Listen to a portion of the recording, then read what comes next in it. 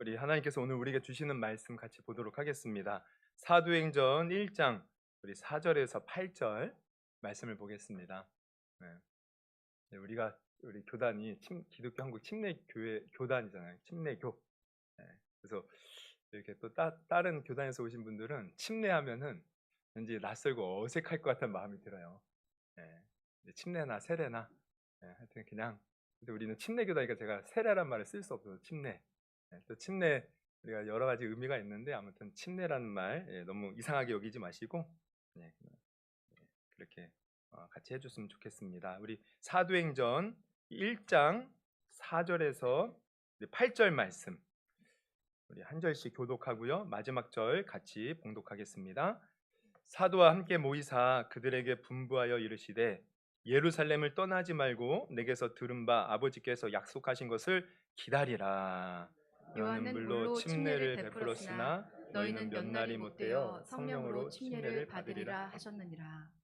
그들이 모였을 때 예수께 여쭈어 이르되 주께서 이스라엘 나라를 회복하심이 이때니까 하니 이르시되 때와 시기는 아버지께서 자기 권한에 두셨으니 너희가 알 바 아니요 즉 오직 성령이 성령이 너희에게 너희에게 임하시면 임하시면 너희가 너희가 권능을 권능을 받고 받고 예루살렘과 예루살렘과 온 온 유대와 유대와 사마리아와 사마리아와 땅 끝까지 땅끝까지 이르러 이르러 내 내 증인이 증인이 되리라 되리라. 하시니라. 아멘. 아멘. 아멘. 우리 오늘 사도행전 1장 4절에서 8절을 본문으로 제목은 하나님의 사랑을 전하는 성도입니다. 우리 이 제목으로 말씀 나눌 때 하나님의 큰 은혜 받는 시간 되기를 주님의 이름으로 축원합니다. 우리 금요기도회 때 이제 그런 말씀을 나누었어요. 우리 마태복음 4장을 보면 예수님께서 이제 30살쯤 이제 공생애, 이 공생애라는 것은 이제 세상에 드러내서 활동을 하는 것을 이제 말하는 거죠. 예수님이 세상에 드러내서 이제 활동을 하기 시작을 했는데 처음에 천국 복음을 전하시는 거예요. 회개하라, 천국이 가까이 왔느니라.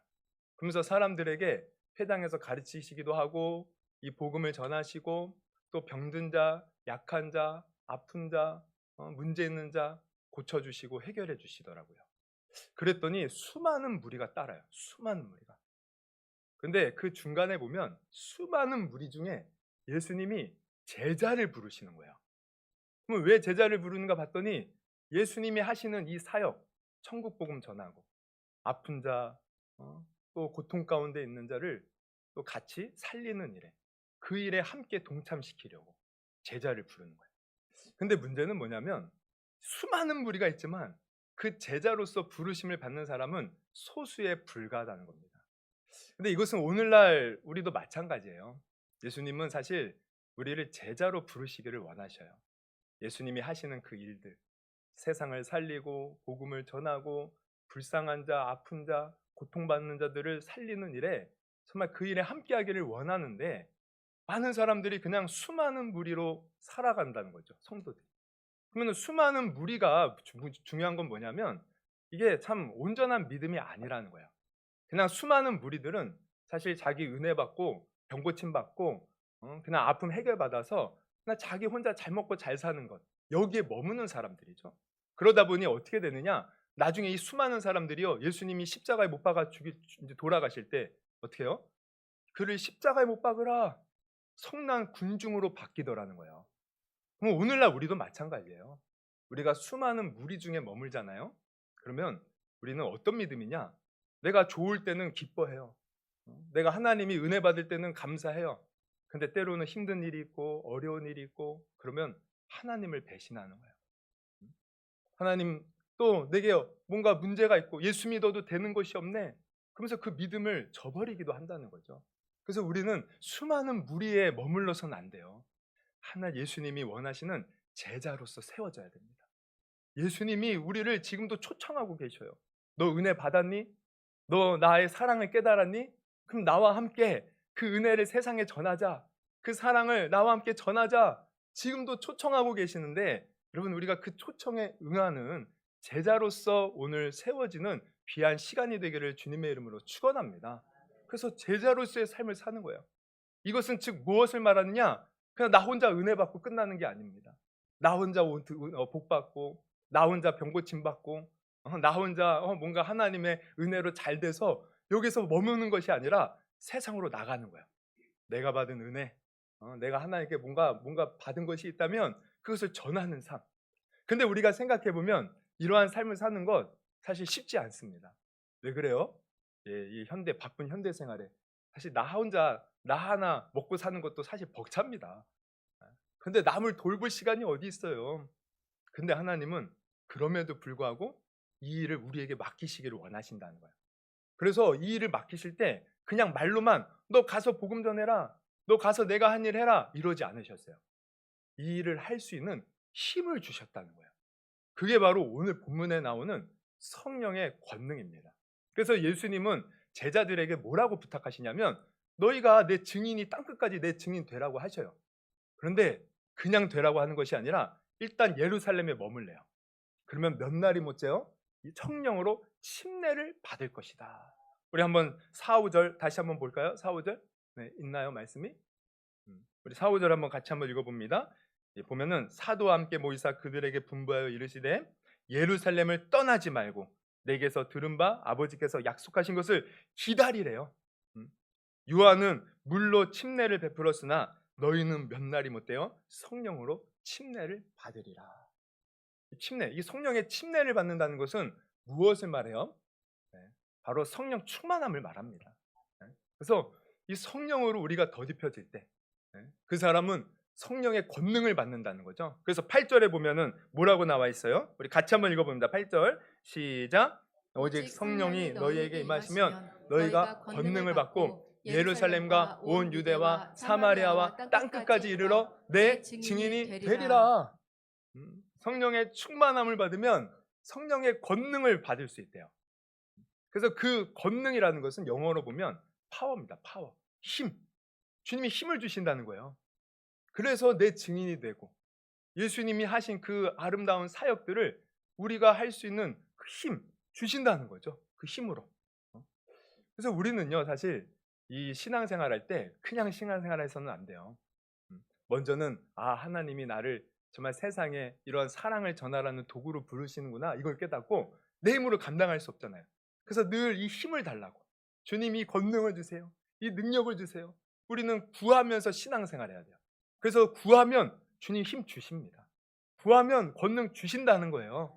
그래서 그 권능으로 주님의 일을 감당하라는 거죠. 그러면 우리가 먼저 생각해 볼 것은 이 주님이 성령을 임하시면 권능을 주신다는데 이 권능이 무엇이냐 하는 거예요. 권능. 우리는 권능 받으라 하면 죄송합니다. 우리 아들의 이름이 권능입니다. 권능 받으라 그러면은 아들 받아라 이건 아니고 권능. 우리 권능하면 또 우리가 흔히 어떻게 생각해요? 뭔가 초월적인 어떤 능력을 생각해요. 어떤 초능력적인. 그래서 우리가 보면은 이 권능 받으면 뭔가 막 엄청난 일들을 행하는 어떤 초능력적인 권능. 근데 물론 이 권능에는 그런 어떤 초월적인 능력도 포함되어 있어요. 저 같은 경우도 지금 사실 이렇게 말씀 전하는 것도 이게 저에게 있어서는 초월적인 능력입니다. 저는요 말수가 적은 사람이에요. 우리 어떤 분이요 그러더라고요. 우리 이제 제가 아들이 있고 이제 딸이 있잖아요. 우리 둘째 건이가 있는데 어떤 분이 그래요. 우리 권사님 중에 한 분인데 우리 건이를 병원에 좀 데려가야 될 것 같대요. 그래서 왜 그런데요? 그랬더니 교회 오면 말 한마디를 안 한다는 거예요. 그리고 밥도 잘 안 먹는다는 거예요. 어디 아픈 거 아니냐고, 병원을 데려가야 되는 거 아니냐고. 근데 뭐 그런 문제가 있는 건 아니고 사실 집에서는 활발합니다. 근데 말수가 적어요. 집에서도 보면은. 그러니까 저 닮아서 제가 사실 말수가 적어요. 그래서 또 어떤 권사님은 저한테 왜 이렇게 목사님은 말이 없냐고 좀 말 좀 하시라고 그러시는데 제가 원래 말주변도 없고요. 말도 잘 못하고요. 말이 없어요. 그래서 사실 이렇게 누군가 앞에서 말한다는 것 저는 목회자가 될 때 이게 제일 두려웠습니다. 제가 어떻게 말합니까? 원래 말도 못하는 자인데. 근데 놀라운 것은 하나님의 강단에 딱 세우잖아요. 그냥 말이 나오는 거예요. 이게 성령의 능력입니다. 이 초월적인 능력이에요. 저에게 있어서. 그러니까 성령의 권능, 이게 초월적인 능력들도 있어요. 우리 베드로도 보면 한낱 어부에 불과했던 자가 성령 충만을 받으니까 막 설교를 하는데요. 3,000명씩 회개하면서 돌아오는 거예요. 또 한 번은 제9시 기도 시간에 성전에 들어가다 미문에 앉은 안진뱅이를 봤는데 내가 너에게 줄 것 없다. 그러나 내게 있는 것으로 내게 주노니 나사렛 예수 그리스도 이름으로 일어나 걸으라. 아니 그 안진뱅이가 벌떡 일어나 걷기 시작하는 거야. 그뿐입니까? 이 베드로가요 죽은 사람도 살려요. 그 여제자 다비다라는 그런 여제자도 죽었는데 모든 사람이 슬퍼할 때 그녀를 가서 살리더라는 거예요. 여러분 권능에는 이런 능력도 있어요. 근데 우리가 알아야 될 것은 이 권능은 단순히 이 능력을 말하는 것이 사실은 아닙니다. 권능은 그보다 더 핵심적인 요소가 있어요. 이 권능은 그 모든 초월적인 능력보다 아니 그 초월적인 능력을 가능케 하는 핵심이 있어요. 그게 뭐냐? 사랑입니다. 사랑. 이 권능은 사실 사랑이에요. 성령의 충만함을 받아서 권능이 임한다고 할 때 이 권능은 사랑이에요. 사랑. 그래서 우리가 로마서 5장 5절을 보면 이런 말씀이 있어요. 우리 같이 한번 읽어봅니다. 로마서 5장 5절 같이 한번 읽어볼까요? 시작. 소망이 우리를 부끄럽게 하지 아니함은 우리에게 주신 성령으로 말미암아 하나님의 사랑이 우리 마음에 부음받음이라. 이 말씀을 보면 우리가 소망에 부끄럽지 않은 것 바로 하나님께서 성령으로 말미암아 사랑, 하나님의 사랑을 우리에게 부어주셨다. 그래서 여기 보면은 소망이 부끄럽지 않다. 이 말은 뭐냐면 1절부터 보면 이런 말씀이에요. 우리가 예수 믿고 구원받아 하나님 앞에 의롭다 함을 받고 또 하늘의 영광의 기업을 받았어요. 그래서 우리는 기뻐하며 사는데 문제는 환란이 있다는 거예요. 예수 믿는데. 근데 그 환란 가운데서도 소망을 품을 수 있는 것 하나님의 사랑이 그 마음에 부어졌다. 그럼 이게 무엇을 말하냐면 아까 우리가 사도행전 1장 8절에 보면 우리가 땅끝까지 이르러 어떻게 증인이 된다고 했잖아요. 근데 이 증인의 의미가 뭐냐면 사실 이게 목숨을 걸고 예수님의 복음을 전하는 거예요. 어떤 환난과 어려움이 있어도 믿음이 변질되지 않고 끝까지 그 믿음을 지키고 끝까지 증인이 된다 이런 의미가 되어 있거든요. 근데 권능을 받으면 이게 되어진데 지금 로마서 5장 5절에서는 뭐라 그래요? 그게 바로 사랑이란 사랑. 사랑의 힘이 나를 끝까지 버티게 하는 거예요. 끝까지 견디게 하는 거예요.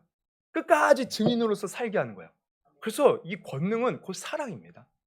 근데 이 사랑의 힘은요 이미 하나님께부터 있었던 거예요. 여러분 하나님이 우리를 사랑하실 때 우리가 어떨 때 사랑하셨어요? 죄인 되었을 때. 우리가 뭐 하나님 앞에 잘했을 때 우리를 사랑하신 게 아니에요. 모든 인간은 하나님을 다 모르고 하나님이 없다 하고 하나님 앞에 다 죄 짓는 인간이었는데 하나님은 그럼에도 불구하고 우리에게 독생자 예수 그리스도를 이 땅에 보내주셨고 그 아들을 십자가에 못 박아 죽게 하셨어요. 아들이 어찌하여 나를 버리셨나이까 절규할 때도 우리 인간을 살리기 위해서 가만히 침묵하셨어요. 왜 그랬을까? 이게 바로 사랑입니다. 사랑의 그 힘이 자기 독생자도 아낌없이 우리에게 주셨다는 거예요. 그래서 이 사랑의 힘은 이토록 우리에게도 필요한 거죠. 우리에게 사랑이 있으면 여러분 못할 것이 없습니다. 사랑이 있으면요 우리가 정말 어디든 갈 수 있어요. 사랑만 있으면 내 목숨도 내어놓을 수 있는 큰 능력과 권능을 받게 된다는 거야. 여러분 우리가 TV를 보면 그런 일이 있어요. 우리가 유명 연예인들이나 뭐 스포츠 뭐 선수들이나 아니면 뭐 정치인도 그렇죠. 막 인기가 좋을 때는 막 사람들이 다 이렇게 좋다고 막. 그런데 가끔씩 보면 그렇게 인기 좋던 사람들이 뭔가 문제가 터져요. 뭐 실수를 한다든지 아니면 과거에 지었던 죄가 드러난다든지. 그러면 어떻게 합니까? 그러면 사회는 냉정해요. 그냥 매도해 버립니다. 수없이 많은 기사거리를 쏟아내고 가십거리를 쏟아내서 결국 그 사람을 매도해 버려요. 그래서 어떻게 돼요? 그렇게 잘 나가던 사람이 때로는 그러한 어려움을 겪으면서 극단적인 선택을 하기도 하고 우울증에 빠져서 괴로워하기도 하고 세상의 그 시선 앞에서 정말 괴로워하죠. 왜 그렇습니까? 세상은 사랑이 없어서 그래요. 그러나 우리 하나님은 우리의 죄가 드러났을 때 우리의 죄가 드러났을 때 정말 우리가 아직 죄인 되었을 때 그럼에도 불구하고 우리를 사랑해 주셨다는 거예요. 그래서 아까 5장 5절에 보면은 이 사랑을 부어주셨다고 했는데 이 사랑은 이미 하나님으로부터 나온 거예요. 그래서 로마서 5장 6절부터 보면 이런 말씀이 있어요. 우리가 아직 연약한 때에 기약대로 그리스도께서 경건하지 않은 자를 위하여 죽으셨다는 거예요. 이게 다 우리가 속하는 거죠. 의인을 위하여 죽는 자가 쉽지 않고 선인을 위하여 용감히 죽는 자가 혹 있거니와 8절 우리 한번 같이 읽어봅니다. 시작. 우리가 아직 죄인 되었을 때 그리스도께서 우리를 위하여 죽으심으로 하나님께서 우리에 대한 자기의 사랑을 확증하셨느니라. 이 사랑이 하나님으로 하여금 예수 그리스도를 보내게 하셨고 이 사랑의 힘이 우리를 살리게 하신 거야. 죄인 된 우리를. 그렇다면 우리에게 필요한 것도 이 사랑입니다. 성령이 임하면 이 사랑의 힘을 받을 수 있다는 거예요. 그래서 우리가 이 사랑의 힘을 받기만 하면 여러분 우리도 주님과 같은 심정으로 세상을 향해서 그저 나 혼자 잘 먹고 잘 사는 것에 만족하지 않고 세상을 향해 나갈 수밖에 없는 거예요. 내 주위에 불쌍한 사람 보면 그들을 바라보면서 애타할 수밖에 없는 거예요. 정말 아파하는 사람 보면 그들을 향해서 눈물을 흘릴 수밖에 없는 거예요. 왜? 사랑이 있으니까. 그래서 여러분 우리는 늘 사랑 구하기를 여러분 주님의 이름으로 축원합니다. 우리는 그냥 교회만 왔다 갔다 하고 나 은혜 받고 이것으로 끝나서는 안 돼요. 하나님 내게도 이 성령의 권능 사랑을 주시옵소서. 주시옵소서. 이 사랑의 힘이 있는 사람, 그런 사람이 진정한 제자가 될 수 있는 거죠. 여러분 제가 늘 이렇게 아마 제 설교를 들어본 분은 한번 몇 번을 얘기 들었을 거예요. 우리 그 김익두 목사님에 관한 건데 제가 김익두 목사님을 접한 것은 이 책을 통해서입니다. 이 책 우리 아버님이 목사님이셨잖아요. 네, 우리 아버님 물려준 거 아무것도 없어요. 빚만 물려주죠. 빚 물려주시고 뭐 그냥 뭐 돈도 뭐 아무것도 물려준 게 없어요. 근데 하나 물려준 게 있으면 책장에 꽂힌 책들입니다. 낡은 책들. 그 중에 이제 하나인데 이것도 얼마나 오래됐는지 여러분 이렇게 세로로 된 책 보셨어요? 그래서 원래 책은 이렇게 넘기잖아요. 이거는 반대로 넘기게 되어 있어요. 이렇게 책이 이렇게 세로로 된 책. 그리고 막 한자도 적혀 있어요. 막 보면은 이런 책인데 제가 이 책에 엄청 은혜 받은 거예요. 이 김익두 목사님의 일대기에 내 영혼을 받으소서 저자 한충근 목사. 이 한충근은 김익두 목사님의 이제 목사님이 목회할 때 청년으로 있었던 그런 사람인데 이제 목사가 되어서 김익두 목사님에 대해서 이 김익두 목사님이 이렇게 공산당에 의해서 순교당하셨거든요. 다 지켜왔던 사람이에요. 근데 이분이 이제 지은 책인데 이 책을 보면요, 김익두 목사님이 여러분 손양원 목사님 아시죠? 너무 유명하죠. 사랑의 원잣 맞나? 사랑의 원자탄. 그리고 또 주기철 목사님 신사참배 안 하고 끝까지 믿음을 지키신 분. 근데 이 주기철 목사님, 손양 목사님이 다 이 김익두 목사님한테 은혜 받았어요. 그러니까 선배 목사님이에요. 근데 이 목사님은 유명한 게 뭐냐면 가는 곳마다 치유의 역사가 그렇게 나타나는 겁니다. 그래서 여기 책을 보면 어떤 치유가 있었는지도 이렇게 쭉 나와 있어요. 근데 이 목사님이 처음부터 치유의 역사가 나타났던 게 아니에요. 치유의 역사가 나타났던 계기가 있습니다. 우리 아시는 분은 아시겠는데 한번 들어보세요. 이분이 한 번은 이렇게 이제 원래는 정말 깡패 같은 아주 망난이었어요. 그래서 시장에서 아주 난장 부리고 막 그런 아주 그냥 뭐 인간 쓰레기 같은 사람이었는데 근데 이제 은혜 받고 이제 목사가 된 거예요. 그래서 목사가 돼서 첫 이제 부임제에 갔는데 그냥 마음이 뜨거워서 복음을 전하고 싶은데 이제 가서 이제 복음을 전하죠. 그러면서 하루는 시장 어귀에서 구걸을 하던 이 안진뱅이를 봅니다. 근데 마음에 갑자기 그런 생각이 드는 거야. 우리 예수님도 안진뱅이를 일으키셨고 베드로도 안진뱅이를 일으키지 않았냐. 그렇다면 나라고 못할 게 뭐가 없겠는가. 그래서요 안진뱅이가 있을 때 가서 안진뱅이 힘이 좋아요. 안진뱅이를 딱 이렇게 세우면서 나사렛 예수 이름으로 일어나 걸으라 하고 던져버렸어요. 근데 일어나기는커녕 그 사람이 내동댕이 친 겁니다. 그러니까 이게 왜 안 되지? 다음날 또 가서요. 안 되는 거예요. 그러니까 이 안진뱅이는요 김익두만 오면은 저놈이 나 죽이러 온다고, 나 좀 살려달라고 아주 그냥 난리가 나는 거죠. 그런데 이게 안 되니까 속상한 거예요. 그래서 한 번은 금식을 하면서 하나님 왜 나는 안 됩니까? 예수님도 고치셨고 베드로도 고쳤는데 나는 안 되는 겁니까? 그러면서요 하루, 이틀, 3일 금식을 계속하죠. 7일째 되던 날 하나님의 음성이 들려요. 어떤 음성이냐면 야 네가 그 안진뱅이를 고치기를 원하는데 너는 그 영혼에게 관심이 있니? 즉 그 영혼을 사랑하니? 이 음성이 들려오는 거예요. 근데 자기가 보니까 자기는 영혼을 사랑하는 마음이 없어요. 그저 예수님처럼 자기 한번 멋지게 한번 뽐내 보려고 그 영혼을 일으키려고 했던 거지 진정 그 영혼을 향한 관심과 사랑이 없었던 거예요. 그래서 그때부터 기도가 바뀌어요. 하나님 내가 영혼을 사랑하지 못했습니다.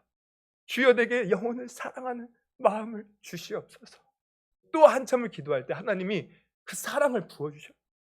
사랑을 부어주시니까 그 안진뱅이가 얼마나 불쌍하게 보이는지 얼마나 치근하게 느껴지는지 안진뱅이로 살아온 그 인생들 얼마나 고통과 상처와 아픔이 많았겠습니까? 그게 다 느껴지면서 그 영혼을 위해서 뜨겁게 기도한 거예요.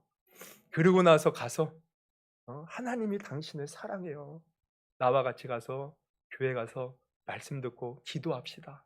그래서 그 영혼이 교회 와서 같이 말씀 듣고 기도하는데 기도하는 가운데 그 안준배가 일어난 겁니다. 할렐루야. 그때부터 이 목사님이 가는 이 김웅태 목사님이 가는 곳마다 그렇게 치유의 역사가 나타났다는 거예요. 그러니까 여러분 이 권능은 다른 게 아니에요. 사랑입니다. 사랑. 우리에게 사랑만 있으면 못할 것이 무엇이 있을까? 주님이 저에게 이 말씀을 계속 전하는 것은 아마 저에게도 사랑 또 사랑 잃으면 끝난다. 저도 목회의 힘 사랑 잃으면 끝나는 거예요. 사랑 없으면 변질되는 거예요.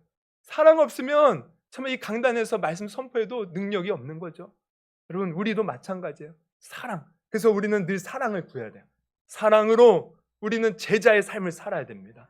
하나님이 이렇게 먼저 우리를 사랑해 주신 그 사랑으로 우리도 세상에 나가서 사랑을 전하는 자가 되어야 됨을 여러분 오늘 분명히 깨닫기를 주님의 이름으로 축원합니다.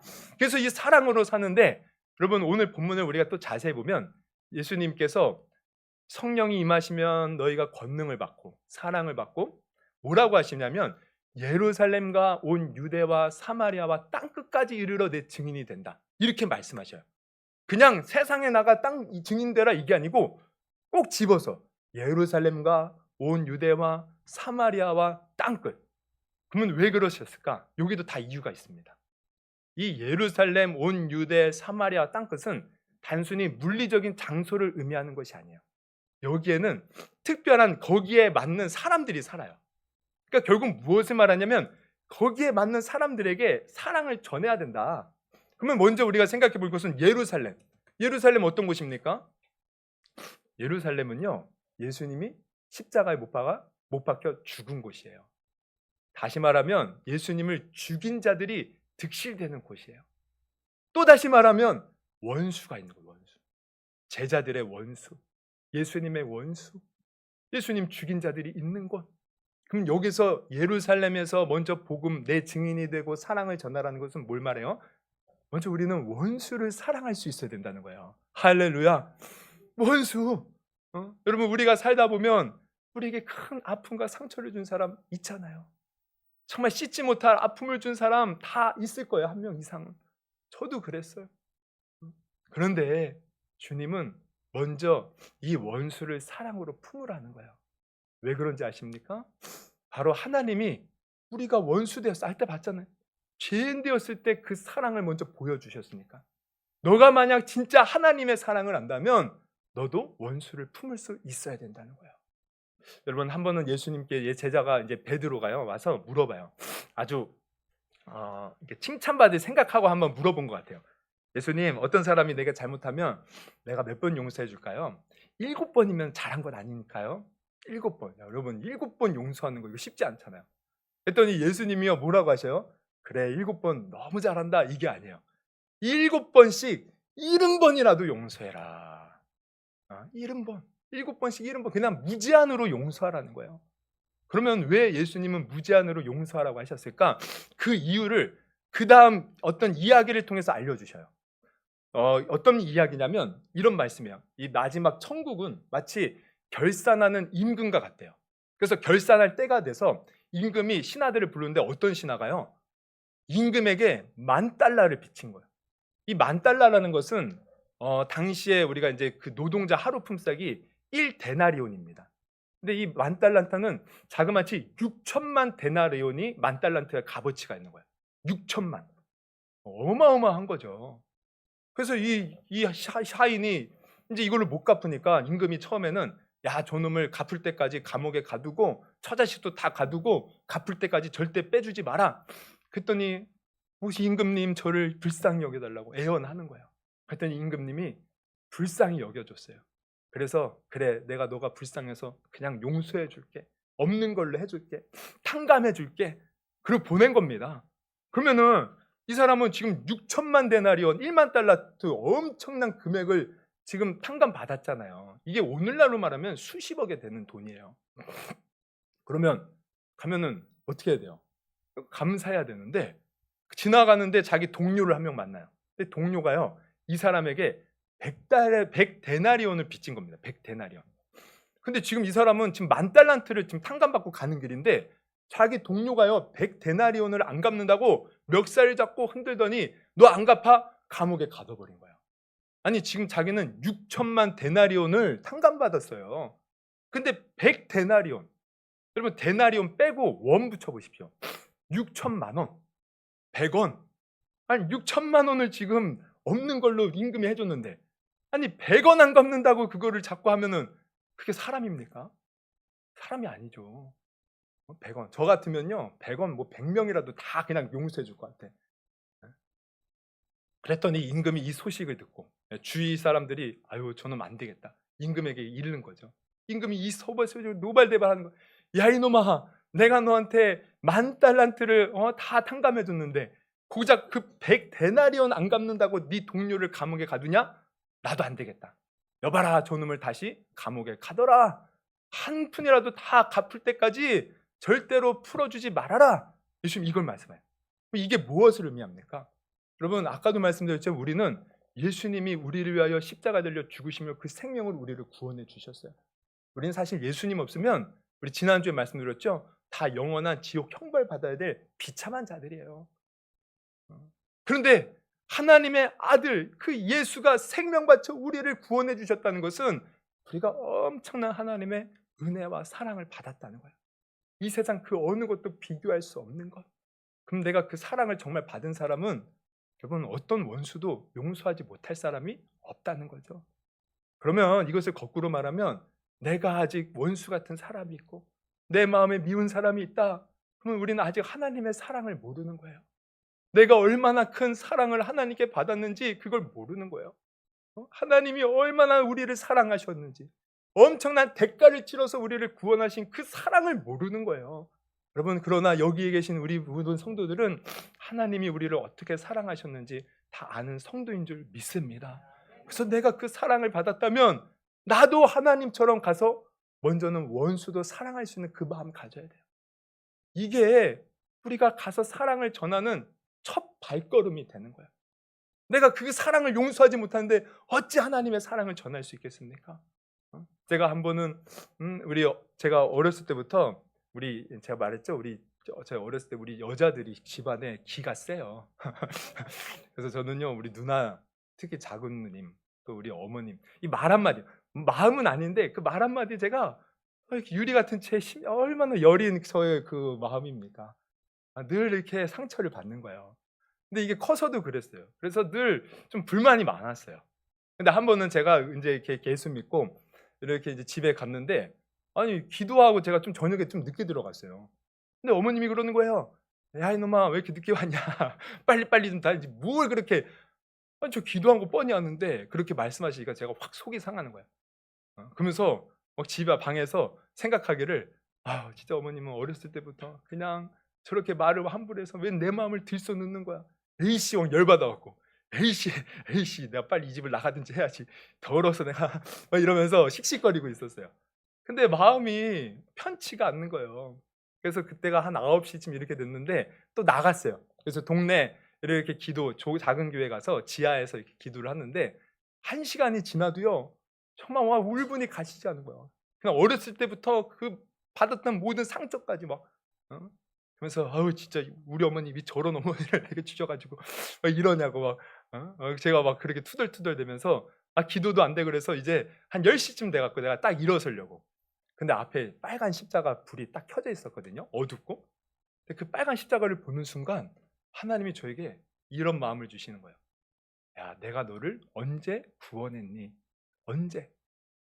저는요 정말 하나님 없다고 부인하고 내 마음대로 세상에서 허랑방탕하게 살 때 하나님이 저를 먼저 부르셔서 저를 구원해 주셨거든요. 아무 소망 없고 사실 죽는 것이 낫겠다고 생각한 그때 하나님이 먼저 저를 찾아와서 저를 구원해 주셨거든요. 제가 대답해요. 내가 하나님 부인하고 세상에서 정말 죽는 것이 낫다고 생각할 때 하나님 저 사랑해 주셔서 구원해 주셨죠.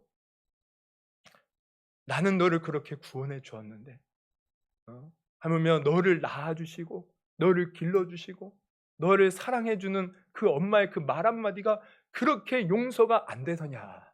그 한마디 하시는 거예요. 제가 거기에 꼬꾸라졌어요. 주님은 나를 그렇게 사랑해 주셔서 용서해 주셨는데 그 어머니를 내가 용서 못하다니. 하나님, 내가 정말 죄인 중에 죄인이고 악한 자입니다. 나를 용서해 주시옵소서. 어? 그래서 하나님 앞에 얼마나 울었는지 몰라요. 여러분, 그 이후로 저는요, 주님이 나를 어떻게 구원해 주셨는가. 정말 원수 같은 사람도요, 그 마음만 가지면요 다 용서가 되더라고요. 그리고 그 영혼을 위해서 축복하는 거예요. 이제 하나님, 저 영혼 다 천국 갈 수 있게 해주시고 정원 예수 믿고 구원받게 해주시옵소서.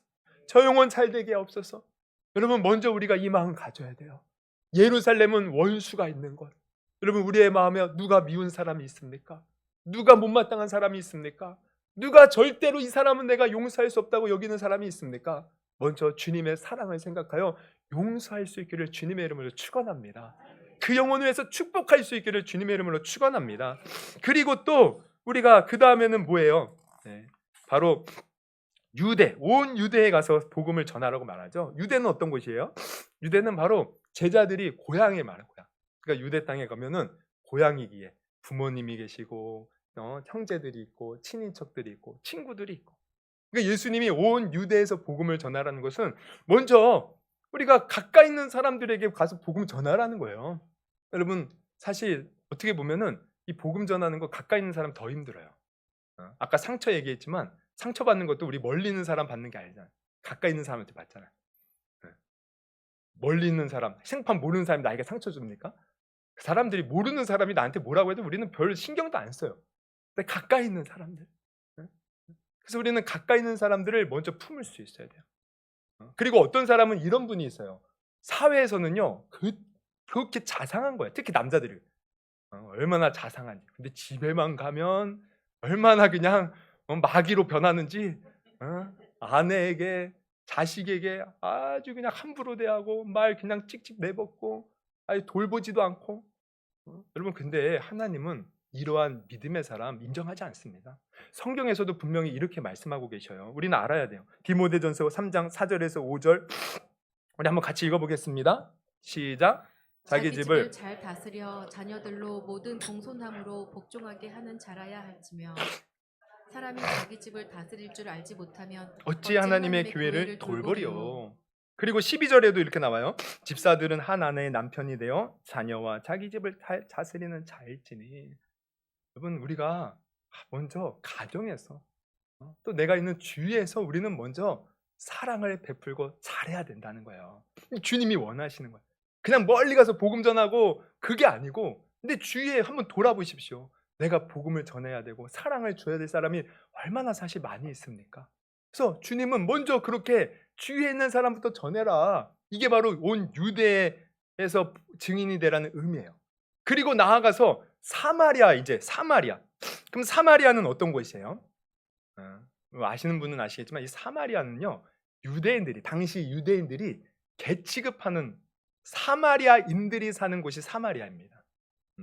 여러분, 사마리아인들은 원래 우리가 이제 그 역사를 보면 이스라엘의 10지파에 속해요. 근데 북이스라엘 10지파로 나눠지고 남유다, 유다 족속과 이제 베냐민 지파만 남아서 남유다가 되죠. 이게 나눠지는 역사. 그래서 이제 예수님 당시에 유대에는 이 남유다 왕국을 말해요. 그러면은 그 위에 북이스라엘 10지파는 어떻게 됐느냐? 기원전 722년경에 아수르, 그러니까 아시리아, 우리 역사로 보면 아시리아라는 나라에 의해서 멸망을 받아요. 근데 이 아시리아의 정책이 뭐냐면 혼혈 정책이야.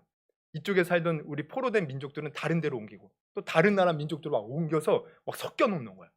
그러니까 남유다 민족들이 볼 때는요, 저 이스라엘, 그러니까 사마리아, 거기가 이제 수도가 사마리아였는데 사마리아인들은 혼혈족, 아주 그냥 하나님께 버림받은 자들.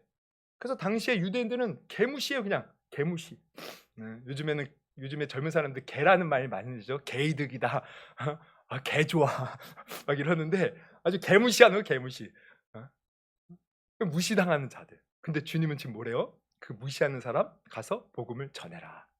이건 우리에게 어떻게 적용됩니까? 여러분, 우리도 가만히 보면 무시하는 사람이 있어요. 차별하는 사람이 있어요. 근데 주님은 차별하지 말고 전하라는 거예요. 여러분, 예전에 어떤 분이요, 우리 교회에 그런 분이 있었어요. 11조 명단을 달래요. 그래서 11조 많이 내는 사람을 자기가 특별 관리하겠대요. 말이 됩니까? 그래서 부자들을 특별 관리하겠다는 거야, 자기가. 그래서 제가 속으로, 아니, 우리 교회는 부자들을 특별 관리하는 게 아니라 아픈 사람, 가난한 사람, 힘들게 사는 사람, 어렵게 사는 사람을 특별 관리해야지 무슨 부자들을 특별 관리합니까? 이게 뭐예요? 지금 차별인 거예요. 여러분, 이 초대교회도 이런 차별이 있었어요. 그래서 야고보 사도가 이런 말을 한 것을 보게 돼요. 야고보서 2장 2절에 보면, 만일 너희 회당에 금박지를 끼고 아름다운 옷을 입은 사람이 들어오고 또 남루한 옷을 입은 가난한 사람이 들어올 때 너희가 아름다운 옷을 입은 자를 눈여겨보고 말하되, 이렇게 부자 막 금가락지 끼고 아름다운 옷 입고 그 좋은 자리에 앉으라는 거야. 좋은 자리에 앉으소서 하고, 또 가난한 자에게 말하되는 너는 거기 서 있든지 내 발 아래, 발등상 아래 앉으라 하면, 지금 사도 이 야고보가 이 얘기를 왜 해요? 차별이 있었던 거예요. 이거 차별입니다. 하나님 앞에서는요, 여러분, 이런 차별 우리가 가져서는 안 돼요. 부자든 가난한 자든 아픈 자든 건강한 자든 하나님은 다 귀하게 보는 영혼이라는 거야. 우리는 차별 없이 그 영혼을 사랑으로 품어야 돼요. 그래서 우리 교회에 이렇게 가끔씩 돈 달라고 하는 사람, 여러분 함부로 대하지 마십시오. 예수님이 예수님처럼 대해야 돼요. 그 영혼을 귀하게 여겨야 돼요. 하나님이 보내주신 영혼으로. 그래서 그 영혼을 섬기고 그 영혼을 귀하게 여기는 것, 여러분, 이 마음 품으라는 것이 바로 사마리아에서 복음 전하라는 겁니다. 근데 여러분, 우리가 한번 생각해 봐요. 나 차별하는 사람 없었습니까? 무시하는 사람 없었습니까? 여러분, 오늘 다 그 마음 버릴 수 있기를 주님의 이름으로 축원합니다. 내가 볼 때는 하찮아 보이는 그 영혼도 하나님 볼 때는 다 존귀한 영혼들이에요. 다 우리는 그 귀한 눈으로 보고 그들에게도 사랑을 전하고 복음을 전하는 거예요. 그럼 여러분, 우리가 복음 전할 사람이 얼마나 많습니까? 그러면서 예수님이 마지막으로 어떻게 해요? 땅끝까지 이르러 증인이 되라. 땅끝까지. 그래서 우리가 땅끝까지는 1차적인 의미는 우리가 정말 모르는 곳에 가서 복음을 전하는 거죠. 그래서 우리 선교사님들 가서 복음, 완전히 모르는 곳 가서 복음을 전하죠. 그래서 우리가 물론 선교사로 다 복음 전하는 거 아니에요. 우리가 선교사님을 위해서 우리가 또 기도로서 후원해 줄 수 있고 물질로서 후원해 줄 수 있어요. 우리가 새벽 예배 때는 그래서 금요일에는 선교사님들을 위해서 특별히 기도합니다. 우리가 이렇게 같이 마음을 합해서, 예수님이 다시 오실 때는 복음이 땅끝까지 모든 민족 가운데 다 전파돼야 그제야 끝이 오리라 하셨는데, 이 일에 우리가 힘써야 돼요. 그런데 그 일에 힘쓰는 것뿐만 아니라 다시 우리가 돌아와서 생각해 보면, 여러분, 땅끝, 우리 지구는 어떻습니까? 네모네요, 세모네요, 일직선이에요. 뭐 어떻게 생겼어요? 둥그렇죠? 둥그러면 우리가 한 점에서 한 바퀴 돌아봐요. 그러면은 어디로 다시 와요? 제자리로 다시 오는 거예요. 여러분, 땅끝은 곧 결국은 제자리를 말하는, 제자리. 그래서 우리가 아까도 말씀드렸지만 나에게 원수 되는 사람을 먼저 사랑으로 품는 겁니다. 내 주위에 있는 가족들, 주변 사람들, 먼저 그들에게 사랑을 전하고 복음을 전하는 거예요. 그리고 내가 평소에 무시했던 사람들, 차별했던 사람들, 여러분, 그 사람들에게 먼저 복음을 전하는 것이 땅끝이에요. 근데 이게요, 사실은요, 더 힘듭니다. 솔직히 말하면 우리가 생판 모르는 사람에게 가서 복음을 전하면 이게 더 쉬워요. 근데 내 주위에 있는 사람들, 아까도 말했지만 여러분, 나에게 상처 주고 아픈 주는 사람들, 나를 평가하고 판단하는 사람은 멀리 있는 사람이 아니에요. 가까이 있는 사람들. 가까이 있는 사람을 섬기는 게 사실 더 힘듭니다. 내 있는 위치에서 정말 내가 매일 부딪히는 그 사람을, 항상 그 사람의 단점이 보이고 그 사람이 나한테 뭔가 태클을 거는데 내가 그 영혼을 끝까지 품는 것, 이게 사실 힘든 거예요. 그래서 이 땅끝이라는 것은 결국 내 있는 그 자리에서 복음을 전하는데, 근데 중요한 건 뭐냐면 결국 땅끝은 또 하나 의미가 있어요. 그건 결국 뭔지 아십니까? 나임 나. 여러분, 톨스토이가 그런 말을 남겼다고 해요. 세상은 자꾸 세상 사람들은 세상을 변화시키려고 한대요. 그런데 정작 본인이 변화되려고 하는 사람은 아무도 없다. 여러분, 우리가 보면 우리는 자꾸 남편을 변화시키려고, 자녀를 변화시키려고, 다른 사람의 잘못을 지적하면서 그 사람이 변화되기만 바라는데, 아닙니다. 변화될 것은 내 자신이에요. 내 자신이 변화되면 되는 거예요. 내 자신이 변화될 수만 있다면 그게 능력인 겁니다. 초대교회 성도들이 그 모진 박해가 있어도 그들이 능력 가운데 한 것은 그들이 변화된 거야. 다 예수님 십자가에 못 박으라고 했던 무리들이 변화되었고, 예수님 부인하고 떠났던 제자들이 변화되어서 사랑 전한 것 아닙니까? 결국 우리가 땅끝이에요. 우리가 변화되어야 돼요. 제가 이제 우리 마지막 주 토요일 날 우리 이제 집회가 있어요. 강화문에서 우리 기독교인들 200만 모여서 그 차별금지법, 악법이 통과되지 않도록 우리가 목소리를 내야 된다. 그래서 200만이 전국에서 모인다는 거예요. 그래서 저희도 이제 뭐 가야 되겠지만 뭐 가실 분 있으면 가십시오. 근데 저는 그런 생각을 해요. 그래, 우리가 모여서 목소리 내는 것 좋다. 우리가 기독교인들이 이렇게 모이면은 뭔가 한다는 거 보여주는 거 좋다. 근데 문제는, 여러분, 우리 기독교 왜 차별 악법을 우리가 반대하느냐? 그 악법이 생겨지면 기독교가 세워질 수 없다는 거예요. 이 논리거든요. 근데 제가 볼 때는 기독교가 지금 무너지고 있는 것은 사실 외적인 문제가 아닙니다. 우리 내부의 문제예요. 우리 성도들이 초대교회 그 성도의 뜨거운 믿음이 사실 없다는 거예요. 우리가 삶에서 그리스도의 진정한 사랑을 보여주지 못하는 게 문제라는 거예요. 우리가 온전히 하나님의 제자로서 살지 못하는 게 문제죠.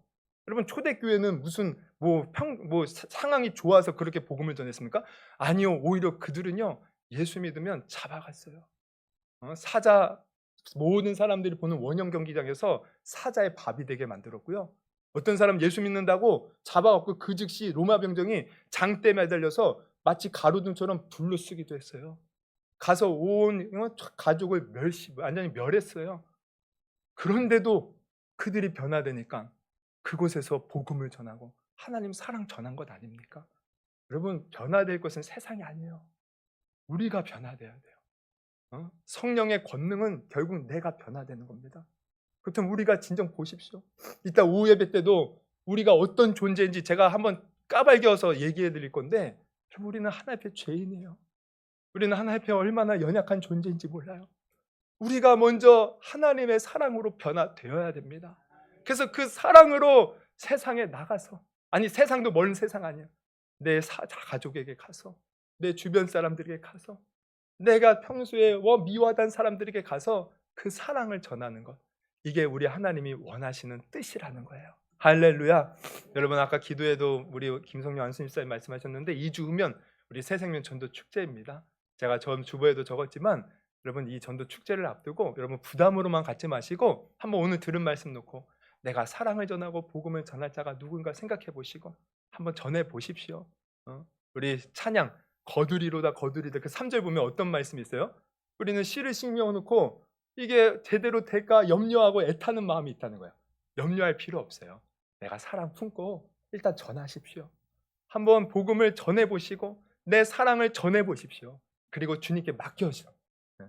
그리고 그날에 또 우리가 힘써서 또 초청할 때 또 교회 나오면 그들에 맞춰서 또 복음을 전합니다.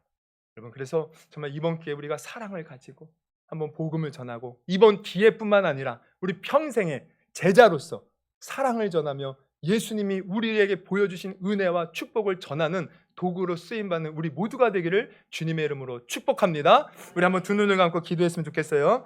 우리 이 시간 기도하실 때 여러분, 오늘 말씀처럼 정말 내게 사랑이 있습니까? 그런데 우리 사랑 구하면 돼요.